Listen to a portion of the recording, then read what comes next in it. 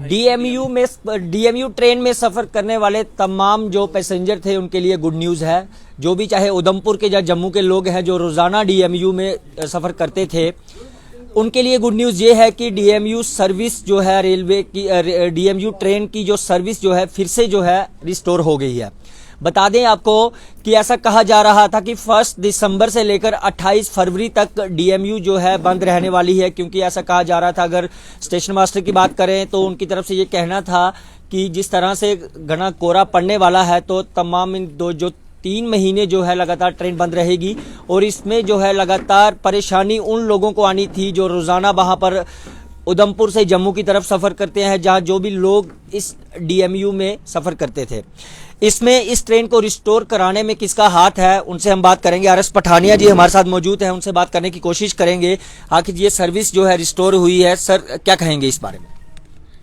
सबसे पहले तो यहाँ के जो स्थानीय सांसद और केंद्र में मंत्री हैं डॉक्टर जितेंद्र सिंह, उनका धन्यवाद।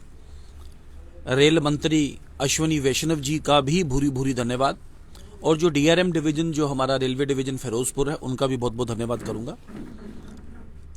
एकदम अकस्मात आज तकरीबन 2 दशक से ज्यादा हो गए हैं, तकरीबन 2 दशक ही हो गए इस डीएमयू को यहाँ अप्लाई करते हैं, लेकिन पहली बार कोहरे का रीजन बताते हुए इस डीएमयू को बंद रखा गया। जैसे ही इसकी खबर आई तो और पहले दिन ही जब बंद हुई तो हमने रेल मंत्रालय और विशेषकर अपने जो सांसद हैं उनसे संपर्क किया। माननीय विधायक हैं जो उधमपुर से वेस्ट से, माननीय पवन कुमार गुप्ता जी, उन्होंने भी संपर्क किया उनके साथ और लिखित ऑब्जेक्शन जो अपना जिसे कहते हैं दायर किया। और भारत सरकार जो कि नरेंद्र मोदी जी के नेतृत्व में लोगों के द्वारा और लोगों को ही समर्पित जिसे कहते हैं सरकार, of the for the and by the people, हम धन्यवादी हैं कि एक ही दिन में बल्कि 24 घंटे के अंदर अंदर इस क्विक एक्शन में मैंने अपने ट्विटर और फेसबुक हैंडल पर भी वो नोटिफिकेशन डाला है। डीएमयू को रिस्टोर किया गया है जम्मू से उधमपुर की। और जो भी रोजमर्रा के जिसे कहते हैं जो आने जाने वाले जो पैसेंजर्स हैं, खासकर इसमें एम्प्लॉय क्लास, इसमें स्टूडेंट्स क्लास, जिनका एक करिकुलम ही बना है कि रेल से जाना और रेल से आना, कई लोगों के तो पास बने हैं, और बाकी भी जो रूटीन जो पैसेंजर्स हैं उनके लिए एक अच्छी खबर है, राहत की सांस है। और हम आगे भी इंश्योर करते हैं कि इसके अलावा भी जो छोटे छोटे विषय हैं, जैसे मनवाल वाले स्टेशन से संपर्क क्रांति और मालवा एक्सप्रेस का उनकी मांग है कि वहाँ पे स्टॉप ओवर होना चाहिए, या उधमपुर से लेके या कटरा वाली जो ट्रेन हैं जो आती हैं, कुछ वो कटरा वाली ट्रेन जो सुपरफास्ट जाती है उधमपुर में, उनका स्टॉप ओवर नहीं होता है। तो आगे भी जो विषय होंगे इस क्षेत्र को लेके वो भी रेल मंत्रालय के साथ जिसे कहते हैं टेकअप किया जाएगा। आज फिलहाल सभी को मुबारकबाद देने हम आज पठानिया जी, आप बीजेपी के जम्मू कश्मीर से स्पोक्स पर्सन भी है और उधमपुर ईस्ट की बात करें तो आप यहाँ के एमएलए भी हैं। तो लगभग 2 महीने हो गए होंगे सरकार बने हुए, क्या देखा आपने कि उधमपुर ईस्ट में लोगों की क्या क्या समस्याएं हैं, किस तरह से उनका संविधान होगा, क्या कहते हैं? आप देख रहे हैं कि शाम का समय है और तकरीबन अंधेरा होने को है, फिर भी पार्टी ऑफिस में जिसे कहते हैं जमावड़ा, यहाँ हमारे जो साथी जो जितने भी दूर दराज क्षेत्रों से जो लोग, महिलाएं, बुजुर्ग यहाँ आए हैं, आपके माध्यम से एक बार बता दूं, हमने 24/7 बीजेपी का कार्यालय है, हर एक को पता है, हर एक को इसका एड्रेस पता है। हम 24/7 6 के 6 वर्किंग डेज में हमारी जो टीम है यहाँ पे, और इस टीम के सदस्य हमारे साथ यहाँ हैं, अंग्रेज जी हैं हमारे साथ, राजेंद्र जी हैं, इनके साथ पवन जी हैं, पूरी इनकी जो टीम जिनके मैं नाम नहीं भी ले पाऊँ, तो ये पूरी टीम यहाँ पे 24/7 6 के 6 दिन यहाँ पे रोस्टर बना के बैठते हैं। तो वर्किंग आवर्स में जो सरकारी वर्किंग आवर रहते हैं, कोई भी यहाँ पे आके इनसे संपर्क साध सकता है। मैं भी बैठता हूँ, जैसे आज है मैं भी यहाँ बैठा हूँ, तो अभी भी बैठूंगा, सबको फ्री करके जाऊंगा। तो ये एक ओपन इन्विटेशन है सबको कि हम जो भी कर सकते हैं लोगों के लिए, मैंने कहा लोगों द्वारा और जनता के लिए ही समर्पित 3 जो फ्लैगिंग इनिशिएटिव है, मैं बार बार जाके कह रहा हूँ। सबसे पहले तो प्रधानमंत्री सड़क योजना का फेज 4 आज इस जिला में ही जिसे कहते हैं कम से कम 1400-1500 करोड़ की सड़कें इस जिला में प्रधानमंत्री ग्राम सड़क योजना का फेज 4 हमने आते ही सैंक्शन किया है। दूसरा, जो प्रधानमंत्री आवास योजना का जो पोर्टल था, कुछ केस कैंसिल हुए और जो कैंसिल हुए के अलावा कुछ केस टेकअप नहीं हो पाए, अब वो पोर्टल खुला है। और जो केस किसी वजह से कच्चा मकान है, क्वालिफाई करते हैं लेकिन प्रधानमंत्री आवास योजना का फायदा नहीं मिल पाया है, तो अभी उसकी बहुत जल्दी जिसे कहते हैं वो रजिस्ट्रेशन और जियो टैगिंग उसकी शुरू होगी, वो लोग भी इसमें आएंगे। तीसरा, जो टेरिटोरियल आर्मी की जो भर्ती थी यहाँ नहीं होती थी, उसमें भी हमने जिसे कहते हैं रामनगर और तो होती थी मजालता और जिसे कहते हैं उधमपुर तहसील उससे वंचित थी, हमने उसको भी इंक्लूड करके उनमें भी अब टेरिटोरियल आर्मी में भी इस क्षेत्र में इस इलाके को है। बड़े सारे नौजवान अभिभावक आपने देखा कि डोडा से लेके पूरे जिसे कहते हैं राजौरी पुंछ तक यहाँ के बच्चे बच्चियों ने जाके वहाँ पे टेस्ट दिया है। अभी कांस्टेबल की जो रुकी हुई भर्ती है उनका भी जो टेस्ट किया गया है।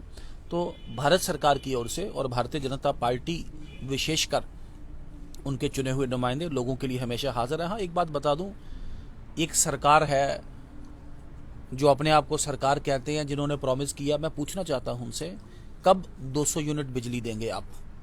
कब आप 1 लाख नौकरी देंगे?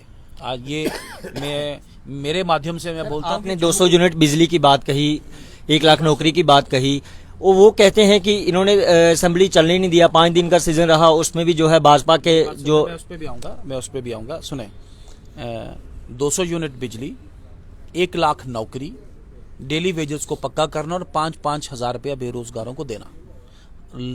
लोग जनता एक्सपेक्ट कर रही थी कि कब इसका ऑर्डर होगा, लेकिन वो तो 6,000 करोड़ रुपया मांगने भारत सरकार के पास वहां चले गए, हमें 6,000 करोड़ रुपया दीजिए वरना तनख्वाह के लिए भी पैसे नहीं है। जहां तक विधानसभा की बात है, आपके माध्यम से बता दूं, गैर संवैधानिक, गैर आईनी, जिसका कोई सिर नहीं, जिसका कोई पैर नहीं, जिसका कोई जिसे कहते हैं कोई औचित्य नहीं, एक ऐसा कागज का टुकड़ा एक विधानसभा में एकदम चोरों की तरह जिसे कहते हैं इंट्रोड्यूस किया गया और फिर एक नया एक माहौल, एक नया सब्ज बाग कश्मीर के लोगों को दिखाने की कोशिश की गई। आप उसमें 370 पे बहस कर रहे थे, लेकिन उसमें 370 का कहीं जिक्र नहीं था, सिर्फ स्पेशल स्टेटस की बात कही गई। पठानिया सर, क्या आप नहीं चाहते कि जम्मू कश्मीर के लोगों को special status 371 job right, land right लोगों के वापस आ सकते? Confuse, let us not confuse the things, जरा चर्चा को जिसे कहते हैं कंफ्यूज ना करें। जम्मू कश्मीर में या किसी भी प्रदेश में स्पेशल स्टेटस नाम की चीज भारतीय संविधान के तहत ना कभी थी ना कभी है। ये मैं नहीं कहता, ये जो आर्टिकल 370 वाला सुप्रीम कोर्ट वाला जिसे कहते हैं जो फैसला, वो उसमें कहता है। हाँ, स्पेशल प्रावधान एक जम्मू में था, स्पेशल स्टेटस और स्पेशल प्रावधान में फर्क है। एक स्पेशल प्रोविजन जम्मू कश्मीर को लिया था, वो प्रावधान जिसके लिए जवाहरलाल नेहरू जिनके दौरान वो है, उन्होंने खुद बोला कि इसको जाना चाहिए और मैंने तकरीबन खत्म कर दिया। वो प्रावधान जिसको शेख अब्दुल्ला ने खुद डिस्प्यूट किया 53 में कि ये प्रावधान खत्म हो गया, इसका मतलब ही कोई नहीं रहा, अभी जाना चाहिए। वो प्रावधान जब 1975 में इंदिरा शेख का एक कार्ड हुआ और उस प्रावधान को जिसे कहते हैं कहा गया कि वो स्पेशल स्टेटस की जो बात करते हैं ना, कि जितने भी जो केंद्र के कानून जो आए उनको वापस करना, लेकिन बाद में शेख अब्दुल्ला ने खुद स्टैंप लगाई कि नहीं जो है बिल्कुल ठीक है। अब नया एक मुजस्मा, एक तमाशा क्रिएट करने की कोशिश कर रही है नेशनल कॉन्फ्रेंस, एक नया जिसे कहते हैं पॉलिटिक्स ऑफ रेटोरिक, और हिंदी में अगर साफ उसको बोले कि नारे की और शोशे की राजनीति करना चाहती है। कुछ नहीं है उनके पास स्पेशल स्टेटस के नाम पे। मैं बोलूं कि जम्मू कश्मीर को एक लैंड्स और जॉब्स के नाम पे एक नया तमाशा बनाने की कोशिश की गई। मैं आपको बता दूं, जम्मू कश्मीर में ना जमीन ना नौकरी जम्मू कश्मीर के बाहर का आदमी ले सकता है। जम्मू कश्मीर में जमीन उसी को मिलेगी, जम्मू कश्मीर में जॉब उसको मिलेगी जो 371 की आप बात करें, जो जम्मू कश्मीर का डोमिसाइल है। 371 को स्टेट जैकेट कोई वो नहीं है, 370 भी था, हमारे पास 370 है, हमारे पास 370 है। तो मुझे बताइए, हम अपनी इनकम से, हम अपनी आमदन से जम्मू कश्मीर के मुलाजमीन की तनख्वाह भी नहीं दे सकते। यूपी से ज्यादा grant in aid Jammu Kashmir ने खाई है। जो भारत सरकार की जो मदद है, उत्तर प्रदेश, कहां उत्तर प्रदेश 80 मेंबर पार्लियामेंट, यहां पे 6 मेंबर पार्लियामेंट, उत्तर प्रदेश से ज्यादा ग्रांट इन हमने ली। वो 370 भाई नौकरी नहीं, उल्टा मैं बताऊं 5 अगस्त 2019 के बाद नौकरी ज्यादा खुल के आई है। क्योंकि इससे पहले नौकरी लगाने के लिए सरकार के किसी एमएलए मिनिस्टर के साथ या तो रिश्तेदारी होनी चाहिए थी या उसके साथ कोई दोस्ती चाहिए थी, उसी की नौकरी लगती थी। अब नौकरियों में बिल्कुल सख्त कानून है, जिसका जो इंटरव्यू में नंबर 1 आएगा उसी की नौकरी लगेगी, वही आगे बढ़ेगा।